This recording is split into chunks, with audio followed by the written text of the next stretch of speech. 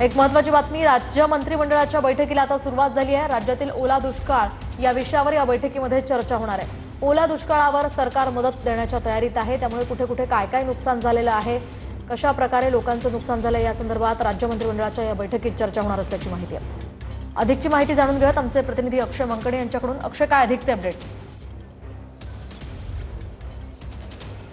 मोहिनी, नक्कीच राज्य मंत्रिमंडळाच्या बैठकीला जी आहे ती थोड्या वेळापूर्वी सुरुवात झालेली आहे। या संपूर्ण राज्य मंत्रिमंडळाच्या बैठकीमध्ये राज्याचे कृषी मंत्री असलेले दत्तामामा भरणे हे राज्यभरामध्ये ज्या ज्या ठिकाणी अतिवृष्टी झालेली आहे, अर्थात मराठवाडा असेल, पश्चिम महाराष्ट्र असेल, विदर्भ असेल, या सगळ्या विभागामध्ये ज्या ज्या ठिकाणी अतिवृष्टी झालेली आहे त्या सगळ्या नुकसानाची माहिती जी आहे ती राज्य मंत्रिमंडळामध्ये ठेवणार आहेत। आज मराठवाड्यामधले विविध आमदार जे आहेत, विविध पक्षामधले, ते सर्वच आमदार अजित पवारांच्या भेटीकरता मंत्रालयामध्ये आलेले होते आणि उपमुख्यमंत्री अजित पवार यांना विनंती केली आहे की ज्या ठिकाणी मोठ्या प्रमाणात अतिवृष्टी झाली आहे त्या ठिकाणी ओला दुष्काळ जाहीर करावा आणि शेतकऱ्यांना एक मोठी आणि भरीव अशी मदत जी आहे ती करण्यात यावी अशी मागणी जी आहे ती सर्व आमदारांनी केलेली आहे। काही ठिकाणी ज्या ठिकाणी अतिवृष्टी झाली आहे त्या ठिकाणी काही लोकांना, राहणाऱ्या लोकांना देखील रेस्क्यू करण्यात आलेलं चित्र जे आहे ते काल आपल्याला पाहायला मिळालेलं होतं। त्यामुळे या सगळ्या नक्कीच अक्षय, या संदर्भातले अपडेट्स घेत राहणार आहोत। तुर्तास धन्यवाद दिलेल्या या सविस्तर माहितीसाठी।